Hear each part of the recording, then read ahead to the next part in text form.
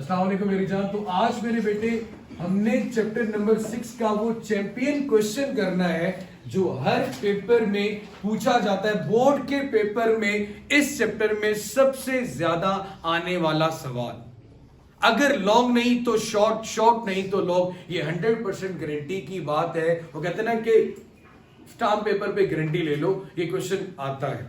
अब मेरे बच्चे,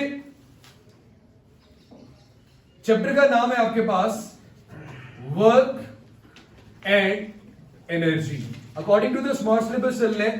तो मैं थोड़ा शॉर्टली इसको एक्सप्लेन भी कर देता हूं कि फिजिक्स में काम करना किसको कहते हैं और एनर्जी किसे कहते हैं। मेरे पास एक ब्लॉक है,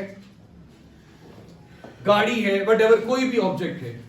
आप उस ऑब्जेक्ट पे फोर्स अप्लाई करते हो, आप उस ऑब्जेक्ट पे फोर्स अप्लाई करते हो और ऑब्जेक्ट उसी डायरेक्शन में, जिस डायरेक्शन में, जिस तरफ आपने फोर्स लगाई, ऑब्जेक्ट उसी डायरेक्शन में मूव करता है। इस बात का मतलब क्या है कि उस पर क्या हुआ है? वर्क हुआ है।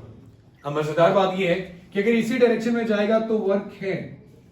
डी से भी रिप्रेजेंट करते हैं, एस से भी रिप्रेजेंट करते हैं। अब अगर एक औरत ने सर पे मटका रखा हुआ है पानी का, फोर्स लगा रही है वो अपवर्ड, या बाल्टी आपने उठाई हुई है, बाल्टी उठा के आप बिल्कुल सीधा जा रहे हो इस डायरेक्शन में, बाल्टी आपने ऊपर की तरफ उठाई हुई है, तो फिजिक्स कहती है यहां पे किसी किस्म का कोई वर्क नहीं होगा। वर्क तब होगा जिस तरफ आप फोर्स लगा रहे हो, ऑब्जेक्ट भी उसी डायरेक्शन में मूव करे। समझ आ गई? अब मैं सिर्फ इंट्रोडक्शन दे रहा हूं, बाकी बातें बाद में करते हैं। एनर्जी को पहले एक्सप्लेन करते हैं, फिर उसके बाद वर्क की बात करेंगे, या पहले वर्क कर लेते हैं उसके बाद एनर्जी की बात कर लेते हैं, जैसे आप लोग कहते हैं। वर्क कर लेते हैं पहले। अब यहां पे सादा लफ्जों में आपसे पेपर में पूछा जाता है, जनाब डिफाइन वर्क। मैंने कहा when force acts on a body, जब फोर्स एक्ट करती है किसी बॉडी पे, and object moves in the direction of force, then it is called work. इसको हम क्या नाम देते हैं? वर्क। आसान डेफिनेशन है। फिर और सादा लफ्जों में वर्क का मैं फॉर्मूला लिखता हूं मैथमेटिकल, मैं लिख लेता हूं force multiply by displacement. Force multiply by displacement. अब इसको आपने अगर अल्फाज में लिखना हो तो आप लिखते हो कि work is a product of force and displacement. Work is a product of force and displacement. Definition ये भी होगी, ये भी लिखोगे तब भी गलत नहीं होगी। अगर ये लिखोगे when a force action of body it moves in the direction of force, तब भी ठीक है। अब मैथमेटिकल फॉर्म आ गई, पहले हेडिंग दे दी डेफिनेशन की। Mathematical form F multiply by S। अब मेरे बच्चे, फोर्स का यूनिट न्यूटन, डिस्टेंस का यूनिट मीटर। कभी ये नहीं कहना कि वर्क का यूनिट न्यूटन मीटर होता है। Work is a form of energy. Work is a form of energy. जब आप किसी ऑब्जेक्ट पे मूव करते हो या किसी ऑब्जेक्ट पे फोर्स लगाते हो, मूव करना शुरू हो जाता है, या किसी ऑब्जेक्ट पे फोर्स लगाते हो वो हाइट की तरफ चला जाता है। अब एनर्जी की बात करते हैं। ये why work is a form of energy. Energy की कोई भी फॉर्म हो तो यूनिट हमेशा क्या यूज करना आपने? जाओ। कि अगर आप किसी ऑब्जेक्ट पे 1 न्यूटन फोर्स लगाओ और उसी डायरेक्शन में 1 मीटर का डिस्टेंस कवर करे, इट मींस कि कितना वर्क किया आपने? 1 जॉल। अब एनर्जी का इसके साथ क्या लेना देना, जरा ध्यान से सुना मेरे बेटे। अगर मैं एनर्जी की डेफिनेशन करता हूं, एनर्जी की डेफिनेशन है ability to do work. Ability to do work, काम करने की सलाहियत को एनर्जी कहते हैं। अगर एनर्जी नहीं होगी तो काम नहीं कर सकोगे। Ability to do work is called energy. अब मेरी जान, ability to do work is called energy तो आ गया। मेजर एनर्जी की बहुत सी टाइप्स हैं, लेकिन किसी भी सिस्टम में अगर कोई भी आपसे पूछता है कि आप टोटल एनर्जी बताओ, तो टोटल एनर्जी जितनी भी टाइप्स हैं आपने हमेशा बताना है कि सिस्टम में मेजर दो ही टाइप्स होती हैं। एक को नाम देते हैं काइनेटिक एनर्जी का और दूसरे को नाम देते हैं पोटेंशियल एनर्जी। अब मैं इसको पहले सादा लफ्जों में बता देता हूं और उसके बाद ये पूरा पूरा एक लेंथी टॉपिक है। काइनेटिक का मतलब जब भी कोई चीज हरकत में होती है, मोशन में होती है, उसमें मौजूद एनर्जी काइनेटिक है। मैं मूव कर रहा हूं काइनेटिक एनर्जी पे। और भी टाइप्स मौजूद हैं, लेकिन स्पेसिफिकली जब आप कहते हो कि object in motion, it is called kinetic energy. और जब कोई ऑब्जेक्ट किसी स्पेसिफिक पोजीशन में होता है, जैसे ये डस्टर जमीन पे पड़ा हो तो इसकी कोई वैल्यू नहीं है, लेकिन अगर इस पोजीशन पे लेके आओ तो अब इसमें नीचे जाने की हिम्मत है, काम करने की सलाहियत है। जब आप किसी को थप्पड़ मारते हो तो आप अपने हाथों को एक स्पेसिफिक पोजीशन पे लेके जाते हो।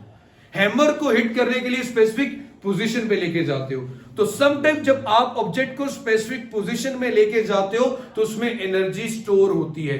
स्प्रिंग को स्ट्रेच करोगे तो उसमें एनर्जी स्टोर होगी। क्लियर होगी बच्चे ये बात? ओके, अब मेरे बेटे इनको एक्सप्लेन करता हूं कि जब मैंने ऑब्जेक्ट को धक्का लगाया, वो मूव करना शुरू हो गया, तो मैं कहता हूं उसमें क्या आ गई? Kinetic energy. धक्का लगाया तो उसमें मैं क्या कर रहा था? फोर्स। और फोर्स से क्या कवर कर रहा था? डिस्टेंस। डिस्टेंस कवर करेगा तो मोशन में आएगा ना। इट मींस कि मैं लगा तो उस पर वर्क रहा था, लेकिन उसमें कौन सी एनर्जी आ गई? Kinetic energy. तो मैं कह सकता हूं कि वर्क और काइनेटिक एनर्जी दोनों आपस में बराबर है। फिर कोई जमीन ईंट पड़ी हुई थी या डस्टर पड़ा हुआ था जमीन पे, मैंने उठा के हाइट पे लेके गया, अब इसमें कौन सी एनर्जी स्टोर हुई? पोटेंशियल। लेकिन जब मैंने उसको उठाया, फोर्स लगाई और उसने डिस्टेंस कवर किया, कर तो मैं उसमें क्या रहा था? वर्क। तो वर्क करने से कुछ केसेस में ऑब्जेक्ट में कौन सी एनर्जी स्टोर हो रही है? काइनेटिक। और कुछ केसेस में ऑब्जेक्ट में कौन सी एनर्जी स्टोर हो रही है? पोटेंशियल। इट मींस कि जब आप किसी ऑब्जेक्ट पे वर्क परफॉर्म करते हो तो अब आपका वर्क किस सूरत में बदल जाता है? या तो काइनेटिक एनर्जी में या फिर पोटेंशियल एनर्जी में। बात समझ में आ गई मेरे बेटे? अब आते हैं काइनेटिक और पोटेंशियल एनर्जी की डेरिवेशन पे। मेरी जान, मैंने अभी काइनेटिक एनर्जी को एक्सप्लेन किया।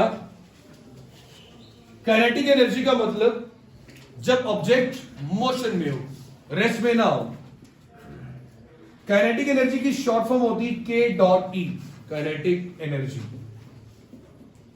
एनर्जी की कोई भी फॉर्म आप इस चैप्टर में पढ़ोगे तो यूनिट कौन सा आएगा मेरा बेटा? जॉउल। यूनिट कौन सा आएगा?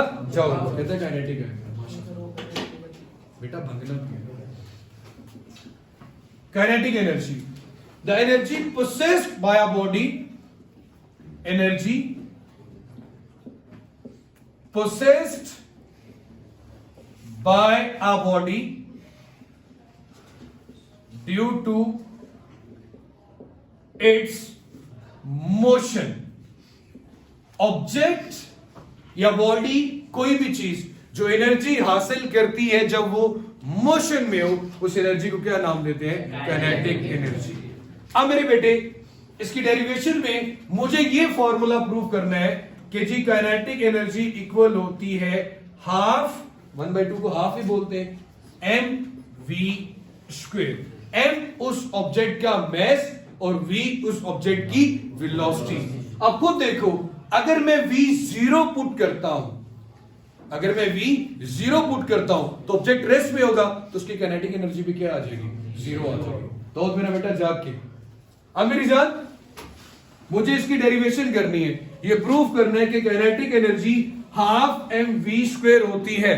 खड़े हो जो बेटे आप, हाफ mv² होती है। अब मेरे बेटे डेरिवेशन के लिए आपने कुछ कंडीशन, जैसे मैथमेटिक्स में कोई इक्वेशन प्रूफ करने के लिए कुछ सूरत हाल आप सपोज कर लेते हो। मैं ये फर्ज कर लेता हूं कि जनाब एक ऑब्जेक्ट जिसका मैस m है, उसकी कुछ ना कुछ इनिशियल वेलोसिटी है v। भाई कुछ ना कुछ वेलोसिटी होगी तो उसमें काइनेटिक एनर्जी होगी ना। इनिशियल वेलोसिटी उसकी क्या है? v है। मतलब कोई ऑब्जेक्ट जो कि ऑलरेडी मोशन में है, ऑलरेडी मोशन में है, इनिशियल वेलोसिटी उसकी क्या होगी? v। आप उस पर फोर्स लगाते हो, जैसे आप गाड़ी पे जा रहे हो, मोशन में है, आपने ब्रेक लगाई तो क्या लगाई? फोर्स। उसकी वेलोसिटी क्या होगी? कम। वेलोसिटी कम हो जाएगी तो मतलब गाड़ी रुक जाएगी, तो वेलोसिटी, फाइनल वेलोसिटी क्या आ गई? 0। फाइनल वेलोसिटी क्या आ गई? 0। जब आपने उस पर फोर्स लगाई, ऑब्जेक्ट की मोशन बढ़ी या कम हुई? कम हुई ना। According to Newton second law of motion, force जब लगाते थे किसके इक्वल आता है? एम ए के, एम ए के। यहां से अगर ए कैलकुलेट करना हो तो किसके इक्वल आएगा? एफ ओवर एम के। लेकिन मैं साथ इसके नेगेटिव साइन लगा रहा हूं। भाई क्यों लगा रहा हूं नेगेटिव साइन? क्योंकि उसकी वेलोसिटी क्या हो रही है? कम हो रही है। एक्सेलरेशन नेगेटिव कब आता है? जब वेलोसिटी कम हो। जब वेलोसिटी कम हो, और यकीन जानो आपने शायद ये बात सुनी हो, जब आप किसी ऑब्जेक्ट पे फोर्स लगाओ, वेलोसिटी कम होने के साथ साथ अगर जीरो हो जाए तो उस एक्सेलरेशन को रिटार्डेशन कहते हैं। उस एक्सेलरेशन को रिटार्डेशन कहते हैं। लेकिन अगर सिर्फ कम हो रही हो तो उसे डिसेलरेशन कहते हैं, और अगर बढ़ रही हो तो उसे एक्सेलरेशन कहते हैं। तो एक्सेलरेशन को तीन तरह से डिफाइन कर सकते हैं। अच्छा, ये चीज आ गई। अब मैंने अभी आपको कहा कि जी जो काइनेटिक एनर्जी है वो किसके इक्वल आती है? वर्क के। और वर्क तो अभी हमने पढ़ा किसके इक्वल होता है? F multiply by S. F multiply by S. It means कि मुझे F multiply by S calculate करना है। F multiply by S calculate करना है। तो अगर जो F मल्टीप्लाई बाय एस की जो भी वैल्यू होगी वो किसकी वैल्यू होगी? काइनेटिक एनर्जी की। अब मेरी जान, ये इक्वेशन नंबर ए मान लेते हैं। जो भी F मल्टीप्लाई एस का प्रोडक्ट आएगा इस सूरत हाल में वो किसकी वैल्यू बता रहा होगा? काइनेटिक एनर्जी की। ये पोर्शन आ रहा है ना मेरा बेटा? Yes sir. बाय यूजिंग, याद रखना, काइनेटिक एनर्जी का प्रूफ करते हुए, उसको साबित करते हुए आप किस इक्वेशन का इस्तेमाल करोगे? Third equation of motion. मैं अगेन बता रहा हूं ये टॉपिक बहुत इंपॉर्टेंट है। आएगा तो आएगा। डेफिनेशन लिख दी, उसकी मैथमेटिकल फॉर्म लिख दी। अब ये उसका क्या आ गया मेरा बेटा? प्रूफ। ये उसका क्या आ गया? प्रूफ। तीन हेडिंग्स होगी बेटा। अच्छा जी, using third equation of motion, 2as is equal to vf square minus vi square. अब जो जो आपके पास है आप पुट कर लें। 2 की जगह पे 2 ही आएगा। a आपके पास क्या आ रहा है? Minus F over M. मैंने क्या लिख दिया? Minus F over M multiply by S. V F कितनी है? 0। जब ऑब्जेक्ट रुक गया तो ये क्या आ गया? 0। वी आई कितने है? v, इसका भी क्या आ गया? स्क्वेयर। ऊपर देखिए क्या बन रहा है? Minus 2f(s) divided by m। 0 का square 0 minus v square. Minus minus के साथ क्या हो गया? कट गया। मैंने क्या कहा था? मुझे क्या निकालना है? fs। m और 2 इसके साथ हैं जो दूसरी तरफ शिफ्ट कर देंगे। m डिवाइड हो रहा है, दूसरी तरफ जाके क्या होगा? मल्टीप्लाई। क्या आ गया? mv square. 2 मल्टीप्लाई इधर आके क्या हो जाएगा? डिवाइड। तो क्या बन गया? mv square divided by 2। इधर क्या आया? fs। fs की वैल्यू आ गई आपके पास? Yes sir. a में पुट करो तो क्या बन रही है? Kinetic energy is equal to mv square divided by 2। भाई mv स्क्वेयर डिवाइडेड बाय 2 काम हो गया हमारा। ठीक है, इसको इस सूरत में भी लिख सकते हैं। 1/2 को थोड़ा सा अलग करके लिखते हो तो मल्टीप्लाई रहे mv स्क्वेयर। हो गया प्रूफ मेरा बेटा? The energy processed by a body due to its motion. Already हमने ऐसा ऑब्जेक्ट लिया जिसको मोशन में फोर्स लगाई तो उसके ऑब्जेक्ट को, वेलोसिटी को 0 कर दिया। एक्सेलरेशन उसका नेगेटिव आ गया मेरा बेटा। कोई इशू यहां तक? अब अगली जो डेरिवेशन है ना, आप सोच रहे हो कि शायद वो भी बड़ी मुश्किल होगी या लेंथी होगी। नहीं, the energy processed by a body due to its position. मैं पोटेंशियल एनर्जी का प्रूफ भी इसी पे, उतना वो तो लंबी डेरिवेशन थी ना, सिर्फ 3 स्टेप में कर देता हूं। Potential energy P dot E से लिखते हैं। Energy processed by a body due to its position. अब मेरे बेटे यहां पे भी आपने जो चैंपियन इक्वेशन यूज करनी है, आपने कहना जनाब आपकी पोटेंशियल एनर्जी भी किसके इक्वल होती है? वर्क के इक्वल होती है। ये हमारे पास ये आ गया।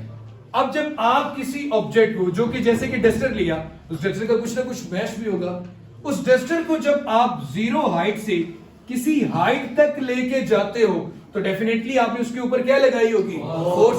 अब आपका डिस्टेंस s नहीं बल्कि h है। अब आपका डिस्टेंस s नहीं बल्कि क्या आ गया? h। तो वर्क किसके इक्वल आएगा?